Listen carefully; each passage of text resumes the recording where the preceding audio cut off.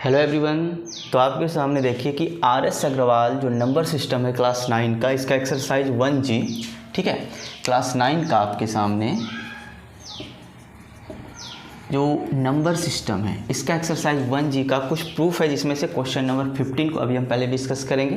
तो चलिए देखते हैं। आपके सामने है क्वेश्चन नंबर 15 का कि prove that √x inverse y into √y inverse z into √z inverse x equal to 1, यानी कि आपको इस सब का वैल्यू जो है 1 प्रूव करना है। तो चलिए बड़ी आसानी से देखते हैं। सबसे पहले सॉल्यूशन में हम लोग क्या करेंगे, √x, ठीक है, और इसके अंदर x इन्वर्स है तो इसको हम लोग लिख सकते हैं 1/x, ठीक है, और इंटू y, काम हो गया।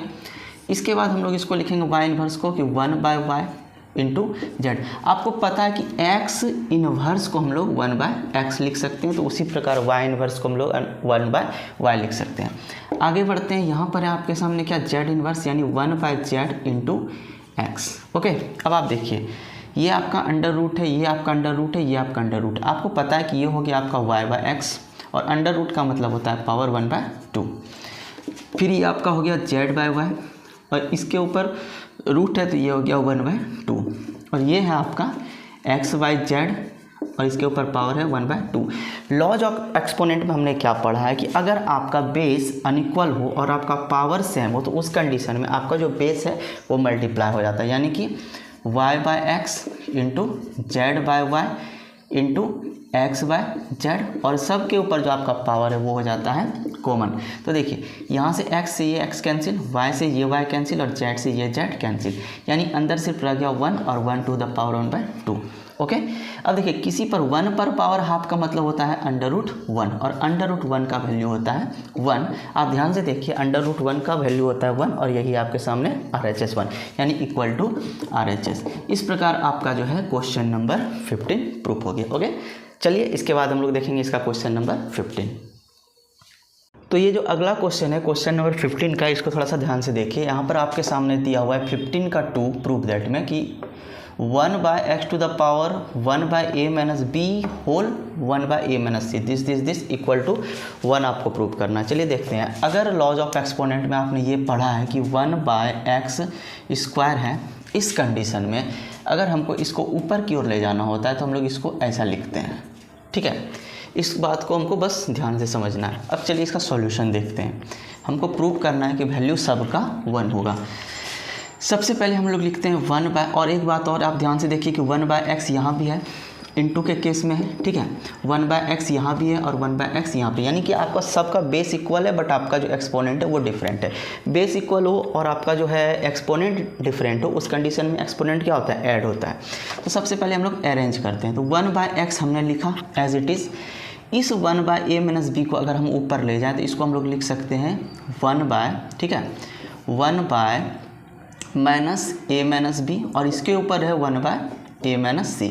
पहला स्टेप तो ऐसा ही करेंगे, ध्यान से समझिए। इसको भी हम लोग ऐसे लिख सकते हैं, यहाँ पर लिखेंगे 1/-b - c into 1/b - a।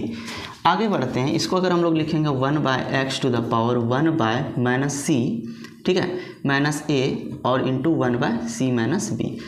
ये स्टेप तो करना ही पड़ेगा। उसके बाद आप ध्यान से देखिए, ये अब हमारा जो है बेस बिल्कुल इक्वल दिख रहा है। उस कंडीशन में हम लोग लिखते हैं 1/x।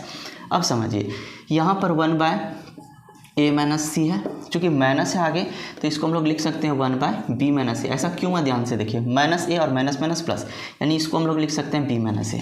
और चूँकि अब मल्टीप्लिकेशन के केस में आपका बेस इक्वल है तो पावर डिफरेंट है, उस कंडीशन में हम लोग पावर को ऐड करते हैं। तो मैंने सबसे पहले क्या किया, जितना भी बेस था उसको मैंने कॉमन कर लिया। अब सिर्फ जोड़ने का काम करेंगे। तो 1/b - a मैंने लिखा, और यहाँ पर हम लिखेंगे -b है तो यहाँ पर हम लोग लिखेंगे c - b। हमारा काम हो गया। अब जोड़ेंगे इसको 1/c - b, ठीक है, और इंटू 1/a - c। अब आप ध्यान से समझिए, यहाँ पर क्या हम लोग इस पूरे का ऊपर वाला जो टर्म है, क्या इसका एलसीएम ले सकते हैं? तो आप ध्यान से समझिए, अगर हम एलसीएम लेने की बात आती है, आप समझो यहाँ पर a - c इसमें है, a - c इसमें है, इसमें नहीं है, तो a - c है, एक कॉमन आ गया। b - a है, b - a है, इसमें नहीं है, तो b - a एक कॉमन आ गया। और c - b, c - b, तो ये आ गया आपका कॉमन। अब आप ध्यान से समझिए, a - c b - a, a - c b - a, यानी c - b है, यहाँ हो जाएगा c - b। Plus b minus A C minus B, तो b minus A C minus B यहाँ से आ गया आपका a माइनस सी, ये भी हो गया। ठीक है, आगे देखते हैं c माइनस बी ए माइनस सी, तो c माइनस बी ए माइनस सी यानी b माइनस ए हो गया। ठीक है, आप अब इसको समझिए, अगर नेक्स्ट स्टेप में हम सारे ब्रैकेट को तोड़ दें तो आपको दिखेगा c minus B plus a minus C plus b minus a, और नीचे जो भी है उसको एज इट इज़ लिखते हैं a minus C, b minus a और c माइनस b। एक कमाल की चीज़ आपको दिखेगी कि यहाँ प्लस c माइनस सी है, ये कैंसिल हो गया, minus b plus B cancel हो गया, plus A minus A cancel, यानी ऊपर कुछ नहीं बचा तो सिर्फ जीरो, और 1/x ऊपर हो गया जीरो।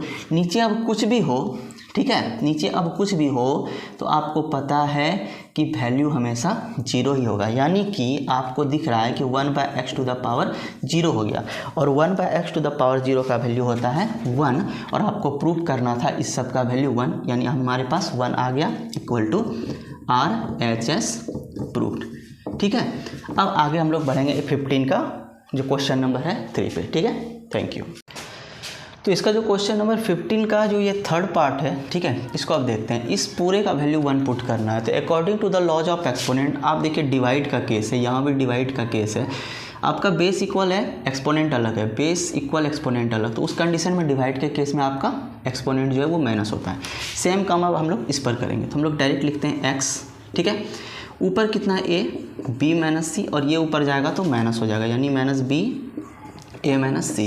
इतनी कहानी ख़त्म, आगे बढ़ते हैं। अब ये x है, सबसे पहले इसको देखिए x b c, और अगर ये ऊपर जाएगा तो हो जाएगा डायरेक्ट माइनस ए सी। कैसे हुआ, तो देखिए x बी सी एक्स ए सी, तो ऊपर जाएगा तो बी सी तो एज इट इज़ रहेगा, लेकिन ये जो ए सी है ऊपर जाएगा तो माइनस ए सी होगा। अब आप ध्यान से समझिए, यहाँ x A B minus A C minus A B और प्लस फिर क्या आपको दिख रहा है बी सी, ठीक है, इतना रहने देते हैं, और यहाँ फिर से डिवाइड का केस है, ठीक है, डिवाइड, तो x B C minus A C रहने देते हैं। अभी देखिए ध्यान से, यहाँ plus A B minus A B, ठीक है, यहाँ माइनस ए सी, और यहाँ क्या है प्लस बी सी, क्योंकि डिवाइड है, तो डिवाइड में हमने पढ़ा था, ठीक है। अभी देखिए ध्यान से, यहाँ पर हमने लिखा minus A C plus B सी, इसको एक स्टेप और हम आपको समझाते हैं, plus B C minus A सी लिखते हैं। अब डिवाइड कर रहा है, डिवाइड में तो माइनस होगा, आपको पता है, तो अगर ये डिवाइड कर रहा है माइनस होगा तो यहाँ जितना भी सिंबल आपका निगेटिव वो पॉजिटिव बनेगा, और जितना भी पॉजिटिव है वो निगेटिव बनेगा। यानी हमको करना क्या है यहाँ पर, अब चूँकि यहाँ पर माइनस करेंगे तो माइनस, और सिंबल आपका क्या होगा, आप ध्यान से समझिए, ये एज इट इज़ रहेगा, यानी कि हम लोग यहाँ पे क्या करेंगे B C minus A C.